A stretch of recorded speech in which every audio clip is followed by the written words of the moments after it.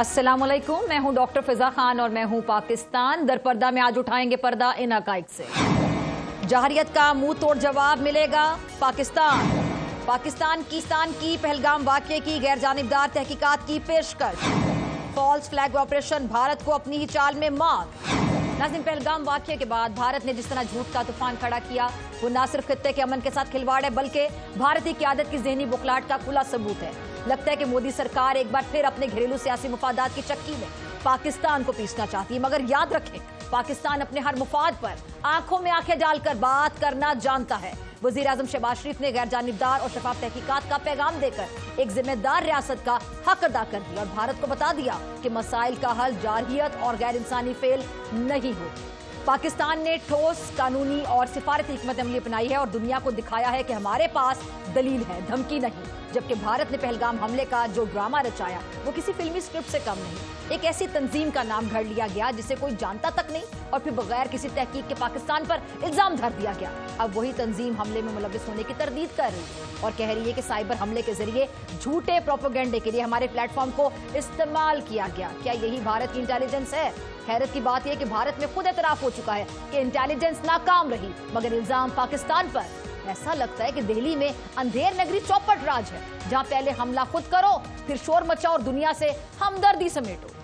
अब चूंकि मोदी सरकार का ड्रामा सीरियल बुरी तरह से फ्लॉप हो चुका है तो इसका नजला कश्मीरी अवाम पर गिराया जा रहा है। भारत भर में कश्मीरियों को हिरासा किया जा रहा है। जब बात पानी की आए तो भारत ने एक बार फिर अपनी फितरत दिखाई।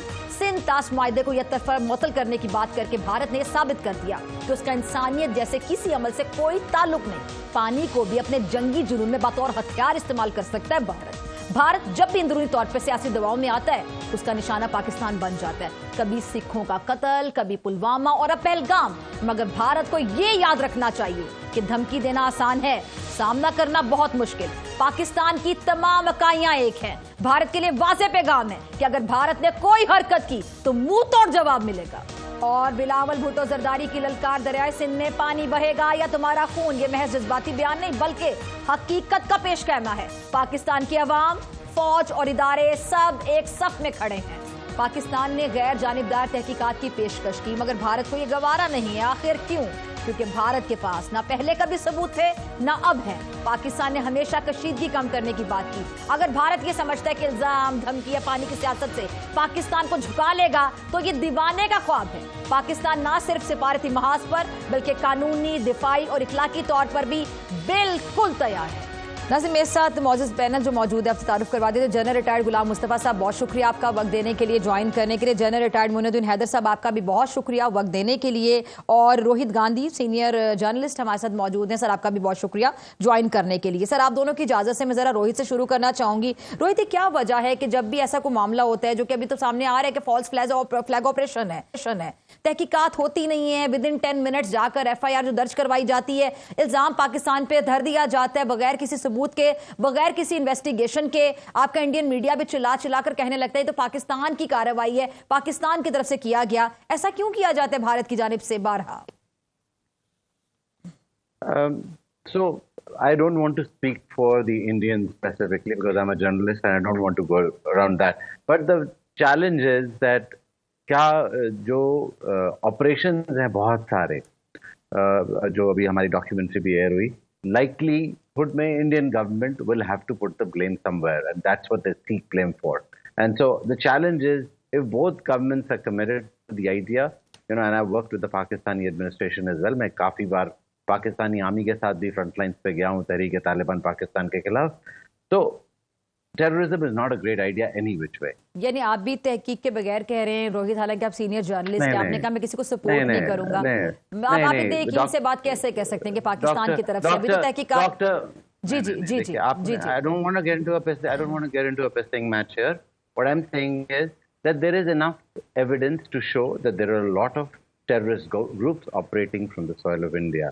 I'm not saying for this specific incident. लेकिन रोहित, इस मामले में तो 10 मिनट नहीं लगे, विद इन 10 मिनट्स जो FIR दर्ज करवाई जाती है उसमें पाकिस्तान का कह दिया जाता है। 10 मिनट्स में कौन सी इन्वेस्टिगेशन होती है? I'm not talking about this specific investigation. Neither am I talking about this FIR. What I'm saying is overall, the government of India then stands to have the advantage of saying you have a lot of terrorists operating from your soil and our fingers are pointed at you. चलिए So मैं ठीक the है point is, जी जी हाँ, मैं ठीक है, आपका मैं ये पॉइंट नहीं बोल रहा कि ये टेकन बिल्कुल ठीक किया है, मैं कोई इल्जाम नहीं कर रहा, मेरा काम नहीं है वो, ठीक। गवर्नमेंट एजेंसीज का काम है, इन्वेस्टिगेशन का काम है, हमारा काम नहीं है। हमारा काम है रिपोर्ट करना, और हम वो रिपोर्ट करेंगे। पाकिस्तान रिएक्ट करेगा, हम पाकिस्तान की बात करेंगे, रखेंगे। इंडियन गवर्नमेंट रिएक्ट करेगी, हम इंडियन गवर्नमेंट की बात रखेंगे। हमारे लिए चले पॉइंट दोनों टेकन, कोई महीना नहीं रखता। पॉइंट टेकन, ठीक है। मैं दूसरे मेहमानों की तरफ जाती हूँ, फिर आपकी तरफ वापस आती हूँ। जनरल गुलाम मुस्तफा साहब, आपने रोहित साहब को सुना, सीनियर जर्नलिस्ट हैं जी इंडिया से, तो आपने इनका पॉइंट ऑफ व्यू सुना। आप क्या कहेंगे इस हवाले से जनरल साहब, क्योंकि हर बार हम पर इल्जाम लगा दिया जाता है, ना कोई सबूत होते हैं, ना कोई तहकीकात होती है। इस बार तो 10 मिनट के अंदर अंदर जो FIR आती है उसमें पाकिस्तान का नाम लगा दिया जाता है। भारतीय मीडिया चिल्ला चिल्ला कर कहने लगता है पाकिस्तान की तरफ से किया गया। ऐसा क्यों किया जाता है? रोहित की इस बात को आप रख लीजिए और इसको just move a little in other direction.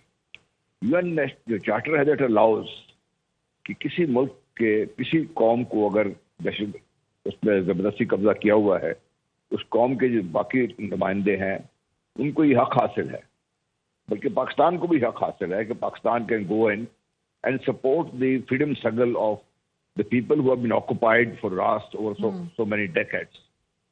And the kind of oppression जिस तरीके से उन पर जुल्म हुआ है, उसका शायद आपको भी, और I am sure Rohit sahab understand better than I do, and because हम तो डायरेक्टली नहीं देख रहे, लेकिन what we see is specially जो अभी इनका जो रिएक्शन था 2019 में when Article 370 was abrogated, we actually killed even Shimla Agreement and everything else that we have, I mean, कोई भी हमारे साथ था।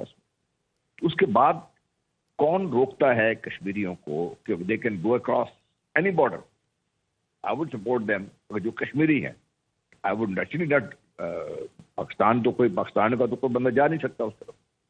इंडिया ने खुद ही सारी बाड़ लगाई हुई है, and they have cleared about 5 kilometers along the line of control, and that is occupied by the Indian Army, which is about 900,000 strong, is there in Kashmir. उससे क्रॉस कैसे करके जा सकते हैं फिर, ये बताइए मुझे। So that is what that surprises me. I don't want to contest his point, but that's what surprises me as a military professional. And I've been in the game. I've been in Azad Kashmir. I've commanded my units at Azad Kashmir. I've seen कि क्या वहाँ पे क्या हो रहा है, कैसे हो। So that was उसका जवाब मुझे ना कोई नहीं दे सकता है। मुझे खुद अपना जवाब ढूंढने में मुश्किल होती है कि how can I justify if I have मेरी लाइन ऑफ कंट्रोल का 5 किलोमीटर का एरिया मैंने क्लियर किया हुआ है, बाढ़ लगाई हुई है, and I have deployed my forces there, and if still somebody can cross over, I think I must give credit to him. The first point that I made, that I stand by. The UN Charter allows not me, allows the Kashmiris. And it allows indirectly, allows Pakistan. It's the Indian government which must understand. Indian people must understand this kind of oppression can't go on forever. Rohit, आप कैसे देख रहे हैं इस मामले को कि हम शफाफ तहकीकात के लिए तैयार हैं, हम बल्कि खुद पेशकश करते हैं शफाफ तहकीकात के लिए? Investigations, ma'am, I'm sorry to say this, investigations तो कोई भी गवर्नमेंट करेगी, there is no doubt about it. जो गलत होगा वो तो नहीं करेगा, वो ना ऐसी पेशकश करेगा, ना ऐसी बात करेगा कि आप इन्वेस्टिगेशन कर लें शफाफ। Ma'am, it doesn't matter what is said. The point is this: the government of India will investigate. There is no doubt about it, right? They will get to the bottom of the issue. Now, the support for the Kashmiri people, if the government of Pakistan decides to support the Kashmiri people, I think the government of Pakistan should openly support the Kashmiri people if they want to support the Kashmiri people, and then there is, international fora for it. That's why you have militaries for it. But the point what the Indian government says is you cannot have terrorist crossing. Now, the last guest said that it is very difficult, and I think it was General Moinuddin, or I'm not sure if it was the other general as well. But जो territory है बहुत daunting landscape है. Winters में terrorist do cross them, जिसमें से एक finally उनने arrest किया, सरेंडर किया उसने, और मैंने उसको बैठ के इंटरव्यू किया. तो ही टॉक्ड अबाउट वो कहाँ से आया था, कहाँ उसकी पेरेंट्स कहाँ, कुलभूषण यादव का नाम सुना आपने? मुबारक पटेल के नाम से वो ट्रैवल कर रहा था. मुझे पता है कुलभूषण क्या कर रहा था पाकिस्तान में, कहाँ से आया था? इंडियन नेवी का सर्विंग ऑफिसर है. Ma'am, these are all established old stories and there are issues that each government should address with each other. I'm not here to sir defend India one के or the other. India की तरफ से हमारे यहाँ जासूसों को भेजा जाता है. Ma'am, I'm not defending anybody. Please recognize. मैं आपका बिल्कुल ठीक बोल रही हैं आप कि जो आपने जो पाकिस्तानी गवर्नमेंट ने अरेस्ट किया अच्छा, था, आपने ये भी खबर सुनी होगी, Rohit being a senior journalist, कि पाकिस्तान में जो जाफर एक्सप्रेस अभी हमला हुआ था तो जो हथियार उसमें इस्तेमाल किया गया था वही हथियार अभी इस हमले में इस्तेमाल हुए हैं, तो ये भी एक इत्तेफाक हो सकता है. Ma'am, this is all up to investigation. The point is, I am not the investigating agency. I don't represent a country, so it doesn't bother me. It's a good idea that any of these issues that come up, they should be investigated. If it's found anybody is wrong, they should be arrested, and the government of each country has the right to take action on what it thinks is best for its own country, right? And each country should respond the way it is. I don't have a problem with it. That's not my issue. My issue is, our job is to report the story the way it is. ठीक, चलें, लेकिन एक बात तो मैं आपकी तरफ दोबारा आती हूँ. जरा मोइन साहब, मैं आपकी तरफ आना चाहती हूँ. जैन साहब, अगर आप मुझे सुन पा रहे हैं, आपको आवाज आ रही है? जी जानत साहब, कैसे देख रहे हैं पूरे मामले को आप? भारत का रवैया आपके सामने है, सिंतास मुआहिदा जो है उसकी मौतली, फिर पाकिस्तान ने फेयर जो इन्वेस्टिगेशन है उसके लिए पाकिस्तान ने कहा है कि ठीक है हम पेशकश करते हैं. क्या देख रहे हैं, भारत क्या करेगा आगे? और हर बार ऐसा जो किया जाता है, ये हर बार तो इत्तेफाक नहीं हो सकता. देखिए, बात यह है कि भारत के 60 लाख फौज वहां पर मौजूद है कश्मीर में, और ये भी जो अब जर्नलिस्ट साहब है, रोहित साहब कह रहे थे कि मैंने खुद देखा टेररिस्ट क्रॉस करके आते हैं. व्हाट इज दैट फौज डूइंग? उन्होंने इजराइल से रडार लिए हैं, बार्ड वायर लगाई है, माइंस लगाई हैं. कोई वहां क्रॉस कर ही नहीं सकता. LOC में कोई जाएगा आगे तो उसको माइन से उड़ जाएगा, आगे रेडार फायरिंग आ जाएगी. तो मतलब what is Indian army doing? Why can't they stop? अगर इफ एट ऑल, मुझे पता है कि नहीं हो रहा ये काम जो था वो बहुत पहले होता था जब 20 जहादी जमातें कश्मीर में थी. अब वो खत्म कर दिया हमने, कभी कैंप भी खत्म कर दिए. दूसरी बात यह है कि पाकिस्तान में टेररिज्म बहुत हो रहा है, पाकिस्तान की सिक्योरिटी फोर्सेस का नुकसान भी बहुत हो रहा है. कौन करा रहा है ये? वही करा रहा है जिसने कनाडा में जाके टेररिज्म किया, वही करा रहा है जो कि कश्मीर में टेररिज्म कर रहा है, वही है जो कुलभूषण को भेजता है, वही है जो जाफर एक्सप्रेस वालों को सबको बलूच लिबरेशन आर्मी की सरपरस्ती करता है. कौन है ये? वही है. तो ये इतना मस्कीन ना बने, ना मासूम बनेगा. अच्छा जी बना होता है तो यूं कर लें, तो बातचीत कर लें, तो उसको आपस में तय कर लें. There is no doubt in my mind कि हिंदुस्तान टेररिज्म पाकिस्तान के अंदर करवा रहा है, और अब से नहीं करा रहा, पिछले 20-25 साल से करा रहा है, जब भी मौका मिलता है उसको. तो अभी जो दूसरी बात यह है कि ये कोई तरीका है भला कि अगर हमारे पास भी आदमी बहुत मारे जाते हैं, बहुत हमारा नुकसान होता है, लेकिन हम क्या अचानक ही जो हिंदुस्तान पे इल्जाम लगा के बगैर तहकीकात के, और हम कहेंगे भी आपसे रिलेशन तोड़ रहे हैं, डिप्लोमेटिक रिलेशन कम कर रहे हैं, और आपका पानी बंद कर रहे हैं, सिविल एग्रीमेंट खत्म कर दिए अपना, हम तो कोई ऐसा रिएक्शन नहीं करते. What is this reaction? It is a false flag operation, there is no doubt about this. और ये उनका खास तरीका है जो अब से नहीं, ये मोदी साहब का चला रहा है गुजरात से, कि मुसलमानों को कत्ल करो, वोट लो, वोट समेटो. ये पुराना काम है, वही टैक्टिक चलाए जा रहे हैं और इल्जाम लगाए जा रहे हैं बगैर सबूत के. हमारे पास सबूत है कुलभूषण, इनके पास क्या सबूत है बताइए? ठीक, तमाम मेहमान मेरे साथ मौजूद हैं. आपसे मुलाकात होगी शॉर्ट ब्रेक के बाद. ब्रेक के बाद खुश आमदी. हमें कैप्टन देवनाथ ज्वाइन किया है, उत्तम कुमार देवनाथ. बहुत शुक्रिया जी ज्वाइन करने के लिए.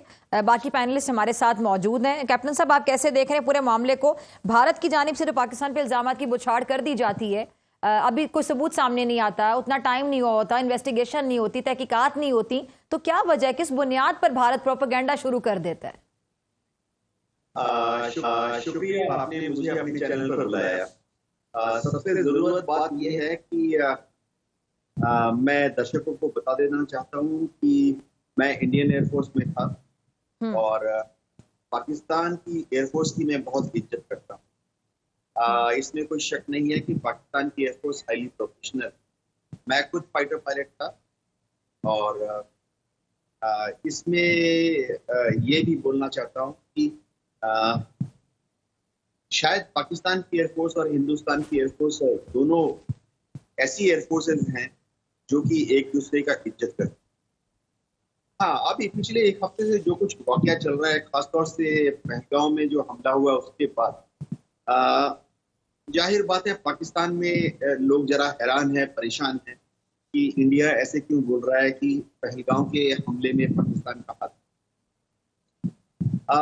हमारी जो सरकार है और हमारी जो जासूसी एजेंसीज हैं वो लगातार 40 साल, 30 साल, 20 साल से जो हमले हो रहे हैं भारत के ऊपर या JNK के अलग अलग इलाकों में, उसकी एक ट्रेंड बना। तो ट्रेंड में हमेशा ये देखा गया है कि जो दहशतगर्द हैं जिन्होंने ऐसे कार्रवाइयों को अंजाम दिया, दो तीन चीज बहुत कॉमन है। एक तो हमें उनके पास इस तरह के हथियार मिल जाते हैं, जैसे M4 मिल जाते हैं, AK-47 मिल जाते हैं, जिनका एनालिसिस करने के बाद ये पता लगता है कि शायद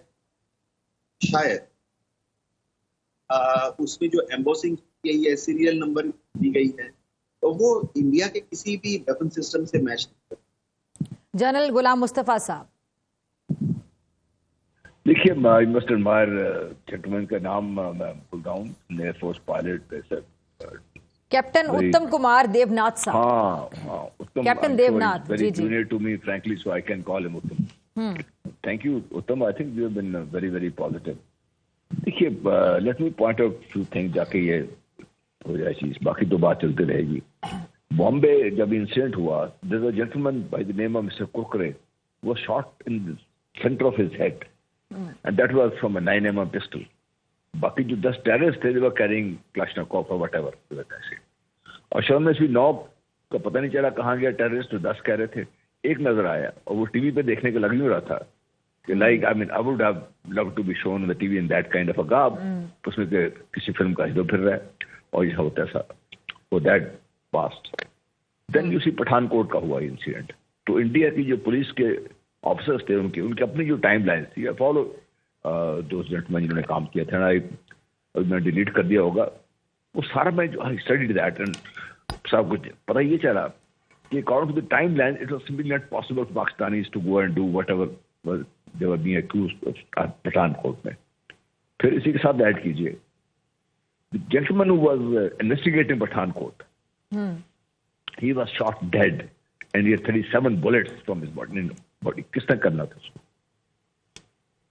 जो कुरकुरे साहब थे, ही वाज दैट जेंटलमैन जिसने समझौता एक्सप्रेस में 27 people were burnt dead Pakistan, and which he himself pointed out the Indian army is involved, so that way he was killed. Pathankot वाला जो इन्वेस्टिगेटर था उसको इसलिए मार दिया गया कि he was coming out the truth. The point I'm trying to make is it's time for the Indian to face up. Now, how do you call a Kashmiri a terrorist? The guy is fighting for himself, for his life, for his children, for his family, for his future, the future of his land that it belongs to him. How can he be declared a terrorist? Fine. If that is how they want to look at it, please talk to the Kashmiris. They are the people who suffered. I mean, it is such a small place, जिसमें 9 लाख फौज, आपको अंदाजा है कितनी होती है? वो फौज डिप्लॉय करने जो कश्मीरी वाला है, उसमें तो आदमी को सांस लेने की जगह नहीं मिलती उसमें। That is how large this 9 lakh army is. So, point is कि भाई, I think there is something ये चाहिए इंडियन सिस्टम को कि they should look inwards. क्योंकि why should the Kashmiris be sacrificing themselves to this extent? There is a reason why they are doing it. ठीक। अच्छा रोहित, मैं आपकी तरफ आना चाहूंगी। रोहित, बीइंग अ जर्नलिस्ट, आप इस चीज को कैसे देखते हैं कि जब कश्मीर में इंटरनेशनल जर्नलिस्ट अगर जाना चाहते हैं तो उनको रसाई नहीं दी जाती, वो नहीं जा पाते ताकि रियल पिक्चर कोई ना देख सके? Again, most of my life has been spent working for the internationals, whether it was CNN or the Canadian Broadcasting Corporation. मैंने हिंदुस्तान के अंदर बहुत कम काम किया है। मैं साउथ एशिया ब्यूरो रन करता था CNN का, and all kinds of correspondents, editors, producers I've gone with through Kashmir. We've traveled through Kashmir. One of my first trips was with a correspondent called Patrick Brown. I spent many years with. So I think that's a false accusation at some level. We still get access. मैंने पिछले 4-5 साल in and out गया हूँ कश्मीर के documentary बनाने के लिए। So access तो मीडिया का बहुत है, इसमें कोई शक नहीं होना चाहिए। तो वहाँ पे फिर भारतीय सेना जो जुल्म कर रही है वो भी बहुत ज्यादा है, क्रूएलिटी भी बहुत ज्यादा, आपने किन्हीं तरफ पे वो भी रिपोर्ट की होगी? जब भी there are been a lot of custodial deaths, there have been a lot of issues around people missing. We've reported that as well. ऐसा ये मत समझिए कि कोई रिपोर्ट करने के लिए किसी के ऊपर कोई पाबंदी है। लोग खुल के रिपोर्ट करेंगे ही करेंगे। जर्नलिस्ट जहाँ होंगे वहाँ अच्छे से रिपोर्टाज होगी, और इतने इंटरनेशनल जर्नलिस्ट बैठे हैं वहाँ पर, वो सब in and out of Kashmir जाते हैं। उनको परमिशन नहीं चाहिए कोई पाकिस्तान उधर। जन सब कुछ कहना चाह रहे हैं, जन सब कुछ ऐड करना चाह रहे हैं। जी जान साहब, प्लीज। जी बोलिए। जी जान साहब, आप मुझसे बात कर रही हैं? कुछ ऐड करना चाह रहे थे ना? जन मोइन साहब से बात करना चाह रहे हैं। जी जन मोइन साहब, आप कुछ कहना चाह रहे हैं? अच्छा रोहित, आपने यूनाइटेड नेशन के एक नुमाइंदे फूट फूट के रोने लगे एक रिपोर्ट पढ़ते हुए, जिसमें भारतीय सेना की जानिब से, फौज की जानिब से जो कश्मीरी जो खवातीन के रेप किए गए थे, तो उन्होंने जब बताया कि जो बड़ी से बड़ी उम्र की खातून थी, इसका रेप किया गया, शी वॉज ऑलमोस्ट 80, तो उन्होंने रोना शुरू कर दिया रिपोर्ट छोड़कर। तो ये चीजें भी आपने भी रिपोर्ट की होंगी, अगर आपने रिपोर्टिंग की है वहां से। A lot of things have, happened. There तो is फिर no भारतीय doubt about सेना it. का ये किरदार आपको कैसा लगता है? आप जब तक आप मेरे सामने स्पेसिफिक केस रखेंगे नहीं और बोलेंगे इस इन्वेस्टिगेशन के लिए, I will investigate and I will come मैं बैक सिंपल एक केस आपके सामने ये उठा रही हूँ कि वहां पे जो खवातीन का रेप किया जाता है। If it is an 80-year-old woman who has been raped, ma'am, then it's absolutely wrong, and obviously the steps need to be taken to whoever has done it, right? So, and that's how investigations work. If there is an issue that is raised, it has to be investigated properly. There is no way that anybody can stand behind anything to, protect themselves. That's the reality of life.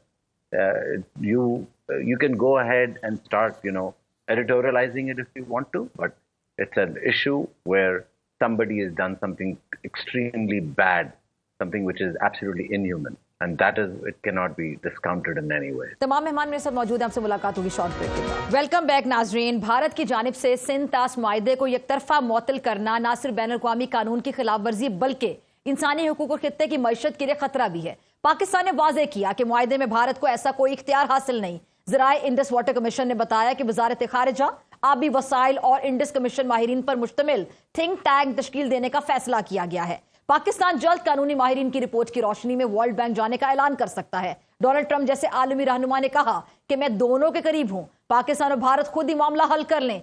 ये एक सिफारती तौर पर मुहतात बयान है, मगर दर हकीकत आलमी बरादरी की तरफ से वाज़े मुदाखलत, याद आप ये देख लें कि दबाव की जो कमी है, हम कह सकते हैं कि इस बात का इशारा भी हो सकती है कि अब पाकिस्तान को अपने मौक़िफ़ को जो आलमी फोरम्स हैं उस पर खुद मजबूती से पेश करना होगा। पानी के मसले को जंग का बहाना बनाने की बजाय दोनों ममालिक को अमन का दरिया बहाने की जरूरत है। बसूरत दीगर कशीदगी का यह दरिया खून में तब्दील हो सकता है, जिसका खमियाजा न सिर्फ दोनों ममालिक बल्कि पूरा खित्ता भी भुगत सकता है, खुदा न खास्ता।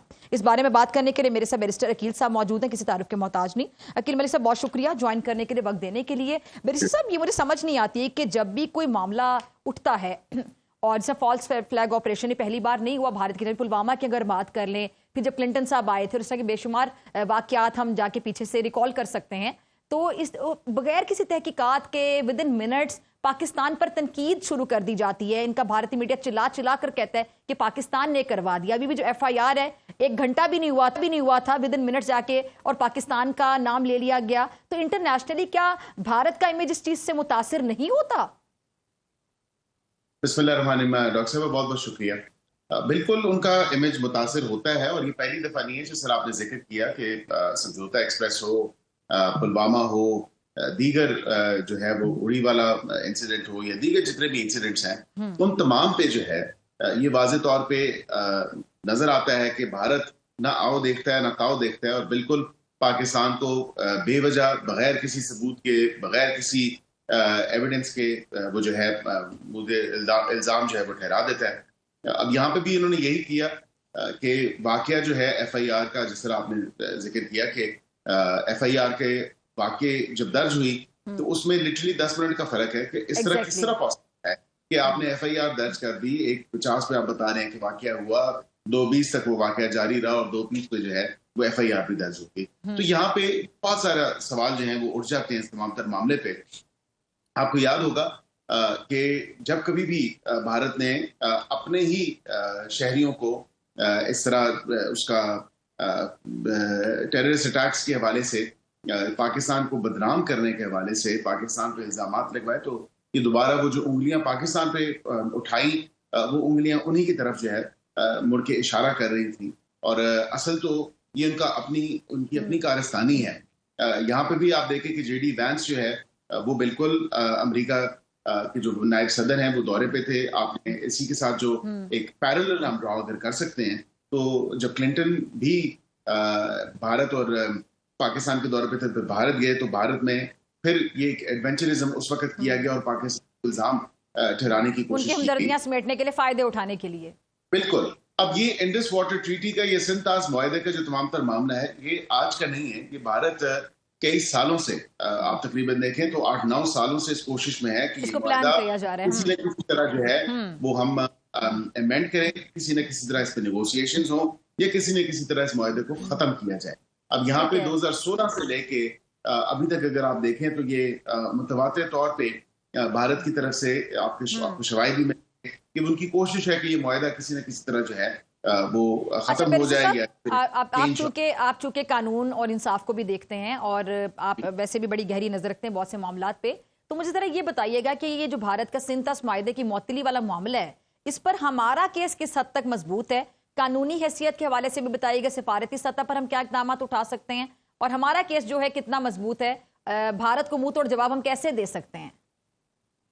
देखिए डॉक्टर साहब, सबसे पहले तो इसकी कानूनी पहलू अगर आप देखें तो ये इस मुआहदे के अंदर किसी भी किस्म की तरमीम या किसी भी किस्म का जो चेंज है वो बिल्कुल सिर्फ म्यूचुअल एग्रीमेंट से हो सकता है या बाहमी मुशावरत से हो सकता है। दोनों अगर पार्टीज इस पे कंसल्ट करें और दोनों रजामंद हों तो फिर ही हो सकता है। उसके अलावा तीसरा ऑप्शन नहीं है। यूनिलैटरली या एकतरफा तौर पे जो भारत ने इस ट्रीटी को सस्पेंड किया है या होल्डिंग इन अबेंस, कानून में भी और आम अंग्रेजी जबान में भी लफ्ज इस्तेमाल होता है कि फिलवकत जो है उस ट्रीटी की कोई भी शिकें जो है वो इम्प्लीमेंटेबल नहीं है, या इस तरह एक तासुर ये इस हवाले से जो कायम है फिलवकत, ऐसा नहीं है।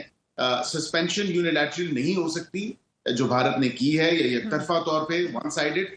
हमारे पास जो लीगल ऑप्शंस मौजूद हैं, मैं उसको पहले भी जिक्र कर चुका हूँ। जैसे ये वाकया हुआ मैंने उसी वक्त कहा, मैंने कहा जी अब तो क्योंकि परमानेंट कमीशन जो इंडस वाटर ट्रीटी के हवाले से 2 कमिश्नर्स होते हैं, एक पाकिस्तान की तरफ से एक इंडिया की तरफ से, उनकी मुलाकात तो नहीं होगी, क्योंकि इंडिया ने इस ट्रीटी के तहत जो है वो हमारे साथ डेटा शेयर करना होता है, हाइड्रोलॉजिकल डेटा भी और दीगर अपनी जो कंस्ट्रक्शन उनकी डैम की या रिजर्वायर्स की या दीगर पानी के फ्लो की और तमाम तरह इस मामले पे उनकी डेटा शेयरिंग होती है।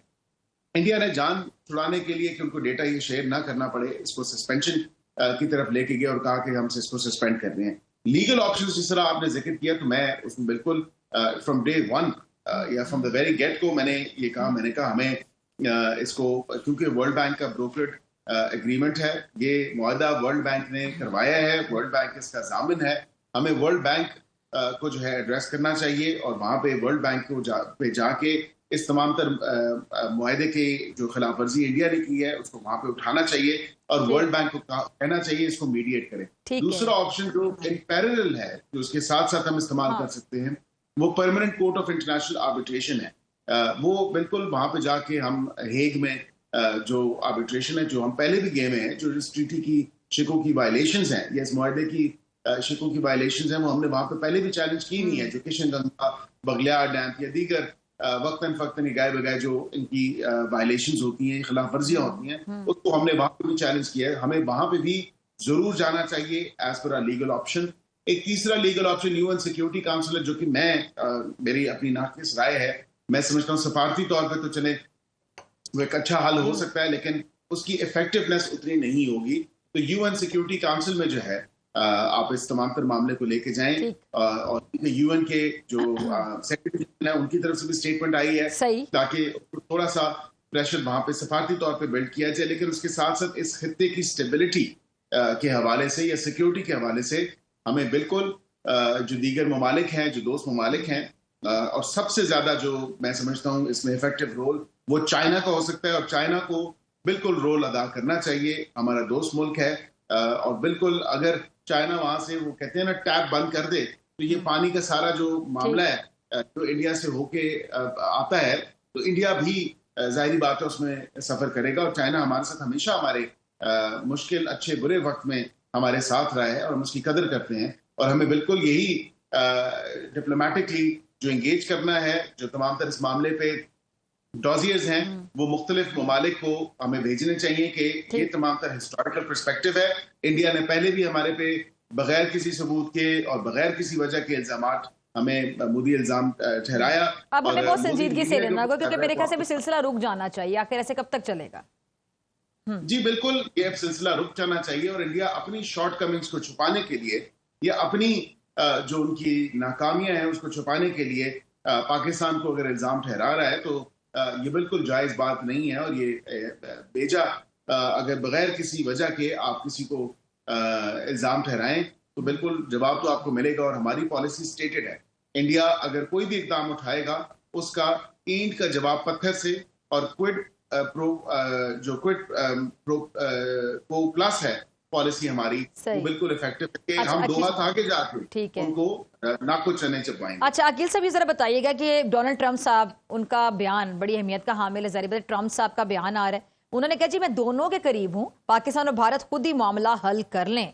ये सारी बातें बड़े मोहतात अंदाज में दिया हुआ बयान है, लेकिन अगर हम इसकी डेप्थ में जाके देखें, गहराई में जाके देखें कि एक तरफ ये कि जो मुदाखलत नहीं कर रहे वो वाज़े तौर पे, और दूसरा किसी किस्म का कह सकते हैं दबाव या प्रेशर की कमी भी कह सकते हैं, तो फिर एक बात तो क्लियर है कि हमें आलमी फोरम पर अपना केस खुद लड़ना होगा। क्योंकि दुनिया जब भी दो ममालिक की बात होती है, तीन ममालिक की बात होती है, तो अमेरिका जारी बात है उसी मुल्क को ज़्यादा सपोर्ट करेगा जहां पर उसका ज़्यादा फ़ायदा होगा, सिफारती सतह पर या बाकी जो माशत से रिलेटेड जितने भी मामला होते हैं, तिजारती मामला होते हैं, इन्वेस्टमेंट्स होती हैं। तो इस वक्त पिक्चर आपके सामने बड़ी क्लियर है कि अमेरिका इस टाइम पर ज़्यादा किसको सपोर्ट कर सकता है। क्योंकि अगर मेरिट पे बात करनी हो तो फिर जो मसला कश्मीर है वो भी ये लोग खुद लेकर गए थे ना वहाँ पे अक़वाम मुत्तहिदा में। तो मुझे समझ नहीं आ रही कि उस मामले को हल आज तक नहीं किया जा सका। वहाँ पर जिस तरह इंसानी हकूक़ की खिलाफ वर्जी होती है, छर्रे मार मार कर पैलेट गन्स के लोगों की बिनाई छीनी जाती है, मासूम बच्चे हैं, फिर खवातीन के रेप हो रहे हैं। सबसे बड़ी जो खातून जिसका रेप हो, तो कल भी मैं कोट करी थी कि यूनाइटेड नेशन के एक नुमाइंदा फूट फूट के रोने लगा बैरिस्टर साहब कि जी सबसे बड़ी जो खातून जिसका रेप हुआ है वो भी इंडियन आर्मी ने किया, उसकी उम्र 80 साल थी। तो जब ऐसी ही कानून इस इंसानी हकूक़ की खिलाफ वर्जियां देख कर भी जो पूरी आलमी बरादरी खामोश है, कोई एक्शन नहीं लिया जा रहा, तो फिर अब हम क्या एक्सपेक्ट कर सकते हैं कि इस तरह के मामलात में भारत को कोई मुंह तोड़ जवाब दे सकता है या रोक सकता है? देखिए जाहिर बात है कि पाकिस्तान को अपना मुकदमा तो खुद ही लड़ना पड़ेगा, लेकिन जो दोस्त ममालिक हैं वो बिल्कुल इफेक्टिव हैं। जिस तरह सऊदी अरेबिया, यूएई, उनके जो वज़ीर ख़ारजा हैं उनकी बात जो है, और बाशमूल ईरान के वज़ीर ख़ारजा की भी जो है बात हमारे वज़ीर ख़ारजा इसहाक़ डार साहब से हुई है और उन्होंने बिल्कुल बातचीत की है। और इस तमाम तर मामले पे सऊदी अरेबिया ने तो इंडिया से भी कांटेक्ट किया है और दोनों साइड्स की जो है वो आई थिंक जो अकाउंट्स हैं, जो मामलात हैं, इस पे जो डिस्कशन है वो हुई है। मैं अभी भी समझता हूँ कि चाइना ही इसमें इफेक्टिव रोल प्ले कर सकता है, जो हमारा दोस्त है। उसके साथ साथ सऊदी अरेबिया, यूएई वो बिल्कुल उसमें इफेक्टिव रोल प्ले कर सकते हैं। और हमें बिल्कुल आलमी जो हमारे फोरम्स हैं उस पर तो हमें केस खुद ही लड़ना है, लेकिन इन दोस्तों की सपोर्ट भी जिस तरह को आपने बात की वो बिल्कुल मैटर करती है। ठीक है। अच्छा आखिर में ये आखिरी 1 से 1.5 मिनट है, आपने मिनिस्टर साहब का जिक्र किया, लेकिन मैं वज़ीर दिफा साहब के हवाले से बात करना चाहूंगी कि उनके एक बयान को बड़ा तोड़ मड़ोड़ कर पेश किया जा रहा है भारतीय मीडिया में, आपकी नजरों से भी गुजरा होगा, उस पर नून लीग क्या मौक़िफ़ रखती है, आप उस पर कोई अगर राय देना चाहें तो? देखिए मैं बिल्कुल हम ये तो नहीं कह सकते कि हम उस बयान से लाताल्लुकी का इज़हार करते हैं। फैज साहब ने देखें बात तल्ख लग सकती है, लेकिन बात तो हकीकत है और बात सही है। हमारे माजी में अगर जाके देखें तो ऐसा हुआ तो है। तो ख्वाजा साहब ने कोई स्याह सबाक से हटके तो कोई बात नहीं, ख्वाजा तो वो कहते हैं ना अंग्रेजी में कॉलिंग अ स्पेड, तो ख्वाजा साहब ने तो स्टेट मतलब ओपनली इस बात को कहा है और ये पहली दफा नहीं हुआ। इससे खान साहब भी इस बात का जिक्र कर चुके हैं, शाह महमूद कुरैशी साहब भी इस बात का जिक्र कर चुके हैं। सो ख्वाजा साहब के बयान को तोड़ मरोड़ के जो पेश किया जाना या उसको इस तनाज़ुर में देखना, तो मैं समझता हूँ ये गलत बात है। उन्होंने बिल्कुल जो है वो एक माजी के हवाले से उन्होंने जो स्टेटमेंट दी है, और बिल्कुल दुरुस्त स्टेटमेंट है, उसमें कोई ढकी छुपी बात नहीं है। ठीक है। हम वॉर ऑन टेरर हो या दीगर उसमें हो, बिल्कुल Pakistan has been at loss, और ये दहशतगर्दी जो है वो, और इस जंग में अगर देखा जाए बैरिस्टर गिल साहब, जितनी कुर्बानी हमने दी है, जितनी जानें हमारी गई हैं, बिल्कुल ठीक है। बहुत शुक्रिया बैरिस्टर गिल साहब आपके कीमती वक्त के लिए। और नाजरीन, इसी के साथ मुझे दीजिए इजाजत। मुलाकात होगी इंशाल्लाह कल, सेम टाइम सेम चैनल। अगर जिंदगी ने वफा की, दुआओं में याद रखिएगा, अपने प्यारों का बहुत ख्याल रखिएगा। अल्लाह ने के बाद।